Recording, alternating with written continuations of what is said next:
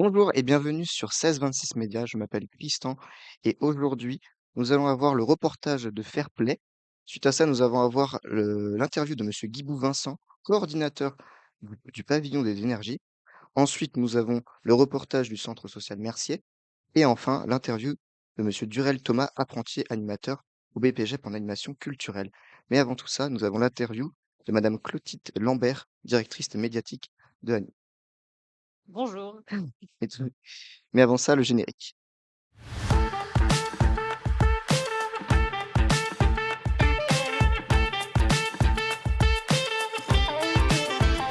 Bonjour Madame Lambert, vous allez bien? Bonjour. Oui, ça va bien, merci. Dans un premier temps, que proposez-vous comme activité à la médiathèque?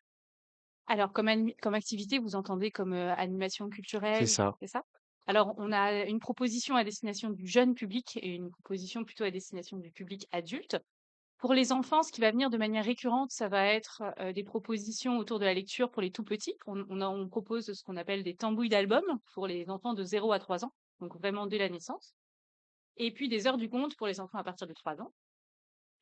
Pour les enfants, on propose aussi ce qu'on appelle des petites fabriques. Ce sont des ateliers d'art plastique et à partir du musée numérique. Je vous parlerai peut-être un petit peu tout à l'heure de la microfolie qu'on a à la médiathèque d'Agneaux. Mais voilà, donc on a aussi des ateliers d'art plastique. Et pour les adultes, on va plus être autour de ce qu'on appelle des cafés des lecteurs. Donc c'est des moments où, autour d'un café, on discute avec nos lecteurs sur les coups de cœur qu'ils ont en littérature, nos coups de cœur. Voilà, on essaye de partager un petit peu autour de ce thème-là. On a un atelier tricot aussi qui fonctionne très bien tous les mois. On a beaucoup, beaucoup de tricoteuses à Agneaux, qui sont très investies dans leur atelier. Et puis on a encore une fois autour du musée numérique des micro-conférences. Donc là, peut-être je vous parle un petit peu de ce que c'est qu'une microfolie? Oui? Si vous voulez, oui. On a une microfolie à Agneaux depuis 2020. La microfolie, c'est un dispositif qui est développé par la Villette à Paris, pour rapprocher un petit peu la culture des territoires et il y a plusieurs modules dans les microfolies. Nous, à Agneaux, on a un musée numérique et un Fab Lab. Le musée numérique, en fait, c'est comme une galerie d'art virtuelle. Donc on a accès à des œuvres d'art qui sont exposées dans les plus grands musées, en France et en Europe, qu'on voit sur grand écran. Et puis on a aussi les possibilités d'interagir avec les œuvres sur tablette. C'est-à-dire que chaque personne a une tablette en face de lui et il peut agrandir les œuvres. Donc ça permet vraiment de faire de la médiation autour d'œuvres d'art, pour tous les publics. Et là, par exemple, on va travailler aussi vers un public plutôt personnes âgées avec le musée numérique parce que justement, ça nous permet d'aller très loin dans une explication de tableau. C'est très grand, donc pour les personnes qui ont des problèmes de vue, voilà, ça, c'est assez adapté comme outil. Voilà. Et au Fab Lab, on fait aussi beaucoup d'animation au Fab Lab. On propose des choses pour les enfants. Donc là, par exemple, pour Halloween, on a proposé un atelier de fabrication de petits fantômes en 3D. Il faut savoir, un Fab Lab, c'est un espace où il y a plein de machines pour fabriquer à partir du numérique. Donc on a des imprimantes 3D, on a un traceur qui permet de faire des grandes banderoles, on a une découpeuse vinyle qui nous permet de faire des autocollants, de floquer des t-shirts, et une fraiseuse, donc qui nous permet de graver le bois. Donc à partir de ça, en fait, on va proposer un panel d'ateliers pour fabriquer, faire soi-même. Voilà. Et en plus, maintenant, on a la chance depuis quelques semaines d'avoir quelqu'un qui s'occupe de ce Fab Lab une journée et demie par semaine, donc qui va nous aider vraiment à développer les animations autour de ces outils-là. D'accord. Faites-vous des événements avec les partenaires de la ville? Oui, énormément. Là, tout ce dont je vous ai parlé, ce sont des événements qu'on ouvre au grand public, mais on a aussi tout un volet un peu plus caché que tous les gens qui viennent à la médiathèque ne voient pas forcément. On va travailler énormément avec les écoles d'Agneaux, hein, que ce soit l'école Marie Ravenel, pardon, ou l'Institut, avec le centre de loisirs qui est sur la commune, avec la crèche. On travaille aussi avec le REPAM, qui est un endroit où les assistantes maternelles sont accueillies. Donc elles viennent avec les enfants qu'elles ont en garde. Voilà pour la partie jeunesse. Pour les ados, on travaille avec l'ITEP, qui est un centre qui accueille des adolescents qui ont des petites difficultés psychologiques. On travaille aussi avec les 2 résidences seniors qui sont sur la commune. Donc voilà, on essaye de toucher vraiment, toutes les structures, toutes les institutions qui sont autour de nous et de tisser des liens forts avec elles pour que, voilà, leur public puisse bénéficier de tout ce qu'on fait à la médiathèque. Comment sont organisées les expositions telles que les guerres oubliées? Alors ce sont des grands chantiers. Mmh. Hem, alors les Guerres oubliées, c'est terminé. Je peux vous parler parce qu'on est en plein dedans de la prochaine exposition qui va avoir lieu, Ouais. qui est, une exposition des artistes amateurs agnolais. Un appel a été lancé l'année dernière, à tous les artistes amateurs de la ville d'Agneaux, ceux qui peignent, ceux qui font des sculptures, de la broderie et cetera.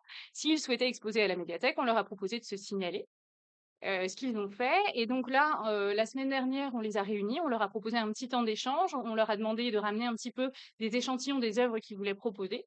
On va avoir une dizaine de personnes qui vont exposer et puis, on leur a redonné rendez-vous pour le jour J, pour venir installer avec nous. Donc nous, on a tout un travail de préparation, c'est-à-dire de tout ce qui est technique, préparer des simèses, des sellettes, des tables, et cetera. Vraiment que le jour où ils arrivent, on n'ait plus qu'à installer et on leur a demandé aussi de préparer des petits cartels, donc des petites explications, sur leurs œuvres, en fait. À partir de quels matériaux ils ont travaillé, à quel moment et pourquoi est-ce qu'ils en sont venus à faire ça, de manière à ce que le public, quand il visite l'exposition, il ait un petit peu une idée de qui sont les artistes et voilà, du contexte un peu dans lequel tout ça s'inscrit.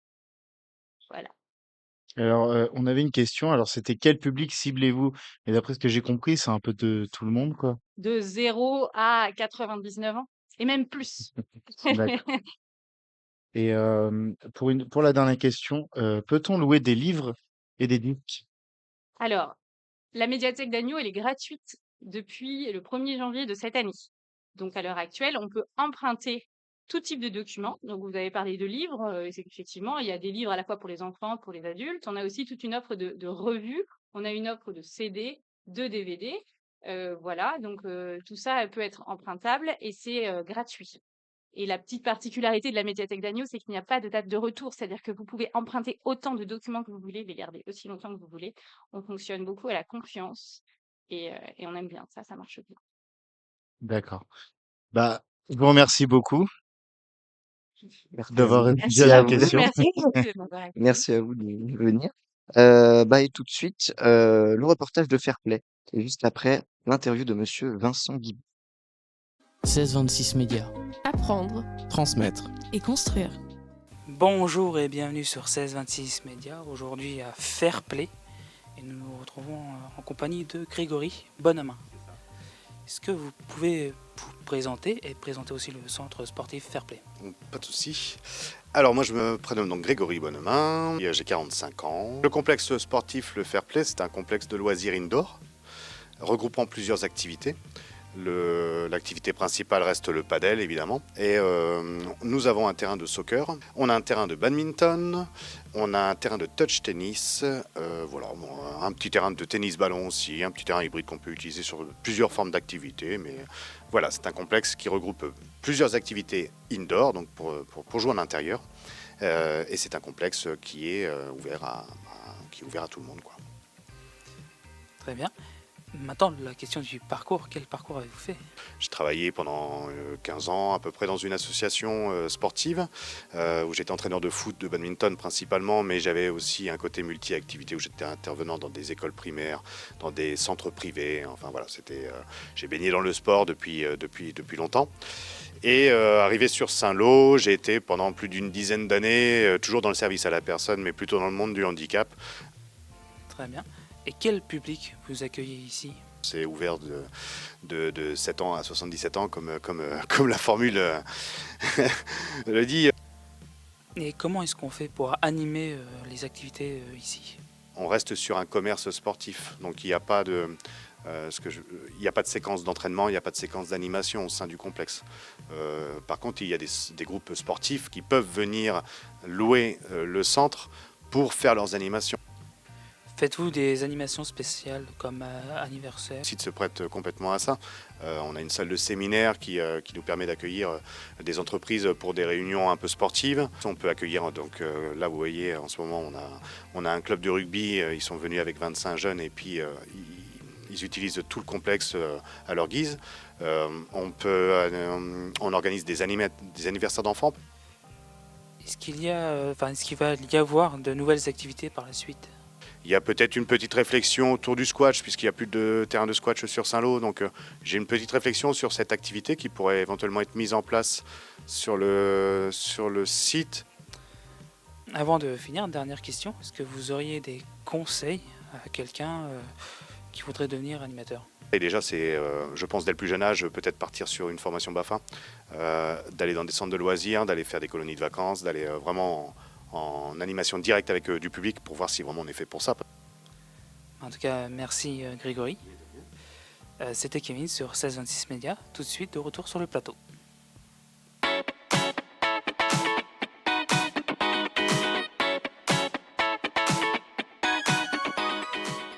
Et nous nous retrouvons pour l'interview de monsieur Vincent Guibou, coordinateur du pavillon des énergies. Bonjour. Bonjour. Et je laisse la main à mon collègue. Bonjour, monsieur Guibou, vous allez bien? Bonjour. Pourriez-vous nous expliquer ce qu'est le pavillon des énergies?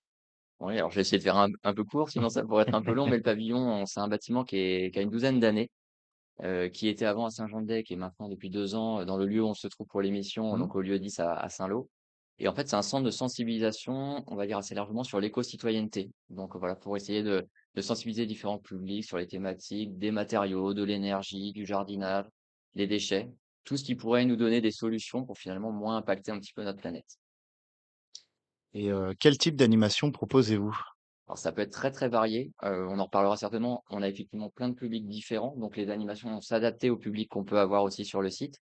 Globalement, on fait aussi bien des animations scolaires, donc on va proposer des ateliers pour le public scolaire, hein, de la maternelle jusqu'au post-bac. On va aussi faire des animations famille, donc là on est plutôt sur des petits ateliers d'1 heure généralement qu'on fait sur notre site, où à travers une thématique, en fait, c'est le prétexte à mettre la main à la pâte entre guillemets et créer des objets autour de ces thématiques liées à l'éco-citoyenneté. Et puis des fois, on va aussi être plutôt sur la création d'événementiels, donc là avec une version un peu plus, une logistique un peu plus lourde, où là l'idée est sur une journée de mettre l'accent sur un thème. Alors ça peut être, il y a 1 semaine et demie, on a fait du jardin à l'assiette, qui était une opération sur l'alimentation et les circuits courts.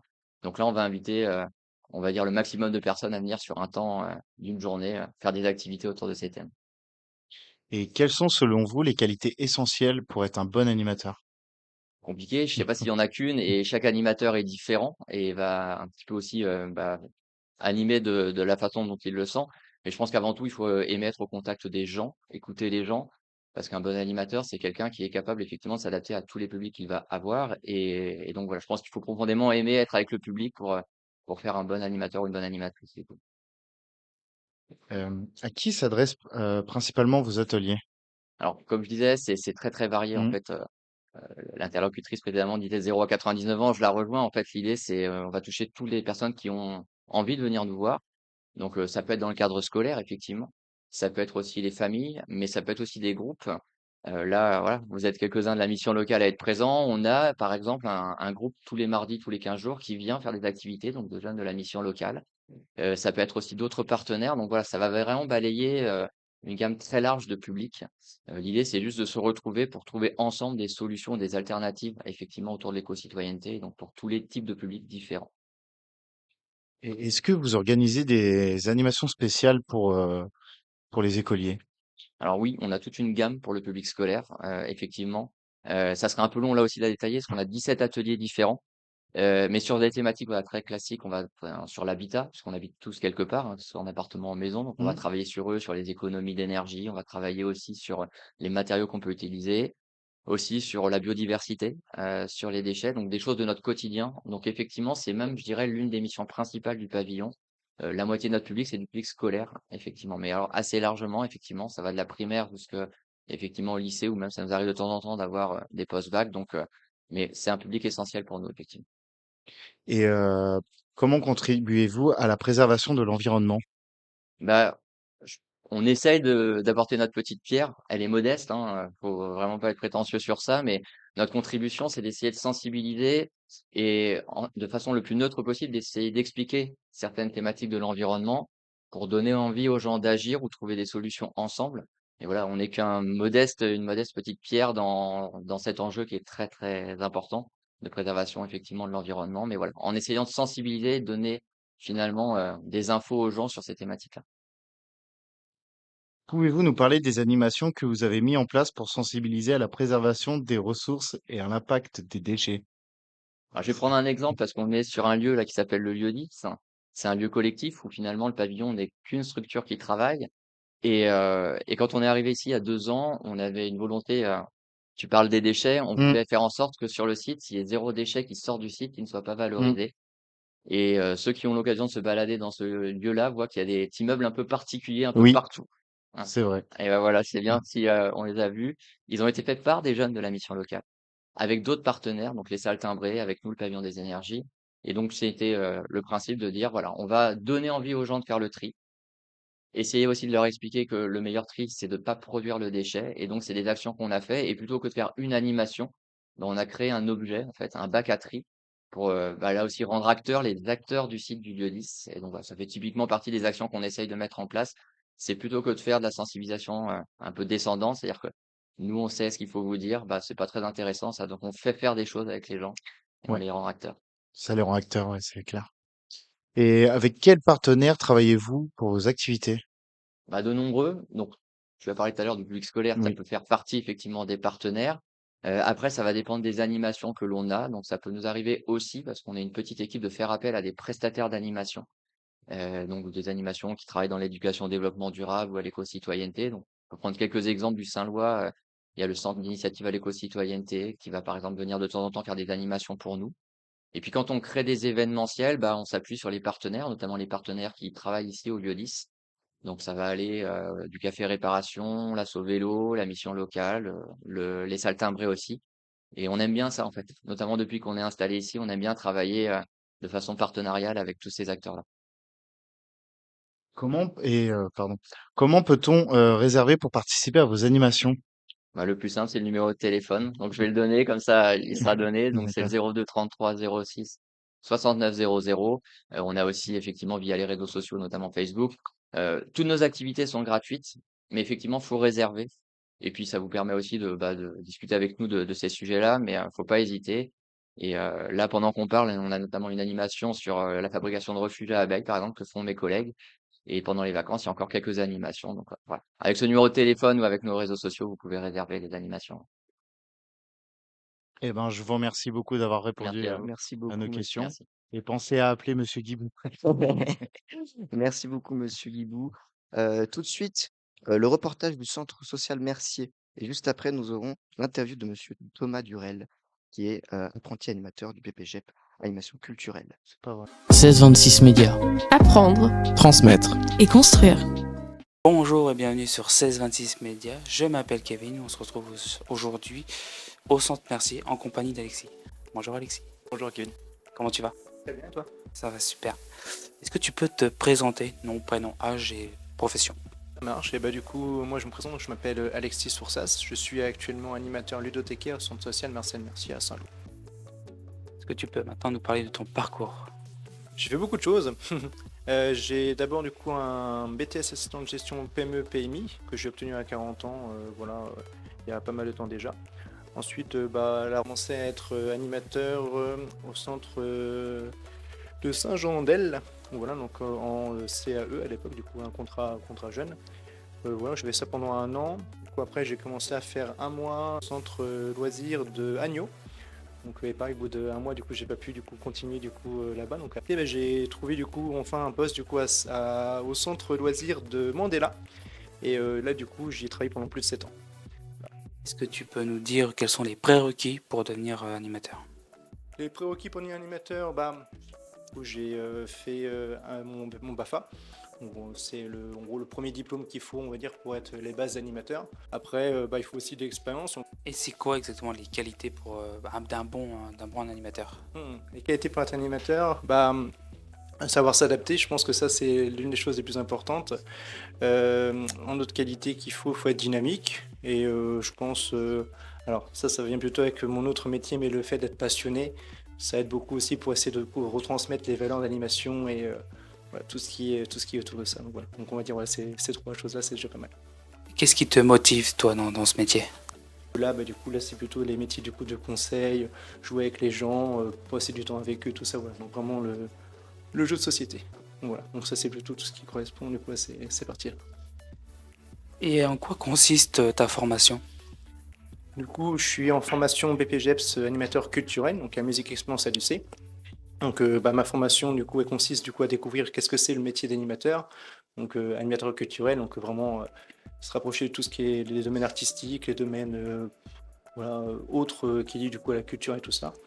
Dis-moi quel type d'activité vous proposez ici? Moi, je propose du coup la ludothèque, donc les maisons du jeu. Donc, voilà, donc un espace du coup pareil gratuit, ouvert à tout le monde. Donc, les gens peuvent venir pour, voilà, pour emprunter un jeu, jouer sur place, découvrir, rencontrer des gens et voilà, tout ça. Ils sont destinés à quel type de public? Bah, du coup, nous, on travaille avec tous les publics. Donc, on a vraiment aussi bien les plus petits que les personnes âgées, que voilà, les ados, que les personnes aussi qui sont de toute nationalité. Combien de personnes vous pouvez accueillir ici? Beaucoup. Pendant les vacances de novembre, on a été une bonne centaine, je crois, à un moment, tous ensemble sur la structure pour les activités. On peut avoir pas mal de monde selon voilà, les choses qui sont proposées, selon voilà, ce qui intéresse les gens, quoi. Dernière question, quel conseil donneriez-vous pour les personnes qui voudraient devenir animateurs? Être dynamique, passionné, moi je pense que c'est vraiment un élément qui est très important. Et comme je dis, voilà, bah, savoir s'adapter, voilà, voilà, après voilà, faut être patient avec les publics, faut comprendre la problématique, il faut vraiment essayer de, voilà.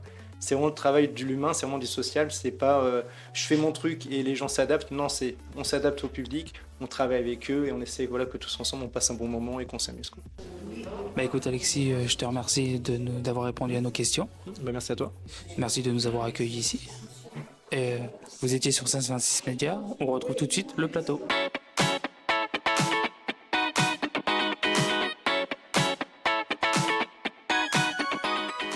Et nous nous retrouvons pour l'interview de Thomas Durel, apprenti animateur du BPGEP Animation Culturelle. Et je laisse la main à mon collègue.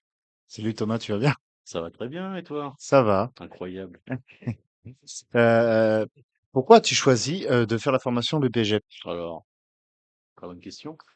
Alors moi, avant de faire le BPGEPS, j'étais service civique à la mission locale. Mm. Donc, service civique, faire des trucs au pif, voilà, incroyablement. Et vraiment, on m'a dit, bon, c'est pas si mal, tu peux continuer, fais un BPGEPS. Moi, je fais un BPGEPS. Et voilà, je prends un animateur. Voilà, c'était une opportunité qu'on m'a proposée. Moi, j'ai pris, hein. Et ça te plaît? Oh, très bien, très sympathique. Et quel est le contenu de Attends. Quel est le contenu de formation et répond-elle à tes attentes? Alors, bah moi, je sais pas trop quoi m'attendre pour le coup, parce que je débarque un peu dans le monde de l'animation. Mais en soi, on apprend beaucoup à motiver les gens, parler aux gens, être sympa avec les gens, des exercices, construire des projets. C'est, on a des choses qui sont un peu plus globales, des choses qui sont un peu plus à petite échelle, on va dire. Euh, donc non, c'est très intéressant. Bon voilà, je n'avais pas vraiment d'attente spécifique. Mais je pense que c'est très pertinent. J'apprends de plus en plus, je deviens de plus en plus critique de la formation et je pense que non, c'est bien, c'est intéressant et c'est important. D'accord. Et je rebondis sur quelles compétences espères-tu développer pendant ta formation? Alors, peut-être apprendre à parler aux gens, plus sympa, être un peu plus confiant, Hmm. pouvoir m'organiser. C'est ça, c'est aussi beaucoup d'organisation, à mettre des choses en place, créer des projets, comme je le disais.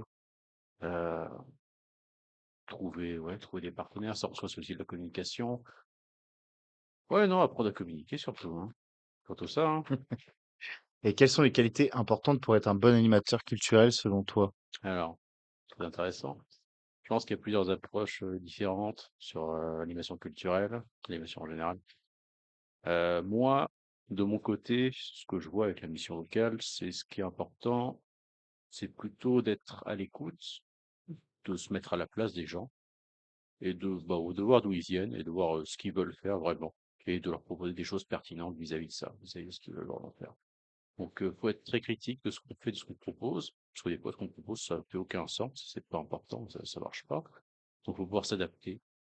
Voilà, faut prendre ce qu'on nous donne, un peu malaxer tout ça, transformer tout ça, et boum, faire un nouveau gâteau qui est vachement mieux qu'avant. Donc, oui, faut être humble. Mais ouais, je suis quelqu'un de très humble. Très humble. Donc, non, faut être un peu humble, faut être à l'écoute, et faut respecter les autres. Voilà. Et quel est ton atelier préféré que tu as mis en place? Celui que tu préfères? Atelier préféré. L'atelier incroyable. La pratique artistique, bon, je l'ai pas mis en place. Je l'ai volé à quelqu'un d'autre, incroyablement. On me juge derrière la caméra, mais c'est la vérité. Et je le dis haut et fort, je l'ai volé et maintenant ouais, il est mieux qu'avant. Je sais pas. Moi, j'aime bien. pratique artistique, c'est un peu tout et n'importe quoi. C'est, toutes les semaines, je propose un nouveau thème, une nouvelle méthode d'expression artistique, dessin, peinture, et cetera. Et l'idée, c'est de doser un peu, d'explorer. On a 2 heures pour faire un truc qu'on n'a jamais fait avant. Allons-y, testons, c'est l'occasion. Il y a pas de meilleure occasion que maintenant. C'est l'idée que j'essaie de transmettre. C'est, des fois, pour pouvoir se lancer, il faut juste, faut oser et voilà, c'est la télé. Et comment comptes-tu rester informé des nouvelles tendances culturelles? Eh bien, ça, j'ai beaucoup de gens qui me parlent pour ça. Mais sinon, à part les gens qui me parlent, j'ai aussi, oui, tous les sites de Saint-Lô, heu, dans la culture notamment, heu, qui, voilà, listent tous leurs événements, les sites pour, le théâtre, le cinéma. J'ai j'ai une notion de tous les événements qui se passent dans l'année aussi globalement. Là, on va avoir, oui, le débarquement et cetera, incroyable, très intéressant, qui va arriver bientôt. Ça aussi, il faut l'inclure dans nos événements et c'est juste, on sait que ça va arriver. Heu, donc oui, globalement, c'est beaucoup des choses récurrentes, hein, qu'on a aussi dans notre petit coin de la Manche là. Heu, donc non, c'est le classique quoi, les sites et les gens qui me parlent et le truc qu'on sait. Bouche à oreille. Tout à fait. Et quels sont tes objectifs dans ce domaine après ta formation? Alors, je sais pas trop. Non, je sais pas trop, mais en soi, ouais, là, moi, je pense que l'accès à la culture, l'ouverture culturelle, si j'arrive à le prononcer correctement, ouverture culturelle, je pense que c'est important. Je pense que il faut donner l'opportunité aux gens d'avoir accès à la culture. Ils le prennent ou ils le prennent pas, c'est comme ils veulent, mais il faut mettre en place des choses, pour, qu'on ait accès à la culture globalement, surtout pour les jeunes qui, des fois c'est pas évident. Heu, donc je pense que ça c'est un but OK. C'est un but, qu'on peut faire, que je peux faire. On va me dire: «OK, je vais essayer de donner accès à la culture». Voilà, petite pierre dans l'édifice. Moi je pars là-dessus. Eh ben, je te remercie beaucoup, Thomas. Très aimable. Merci d'avoir répondu à Merci mes beaucoup questions. Thomas. Pas de souci. Donc ce plateau touche à sa fin. Merci aux invités, qui ont fait le déplacement. Merci à vous d'avoir regardé. Merci aux personnes derrière, la caméra, pour toute cette aide, et à très vite sur 1626 Médias.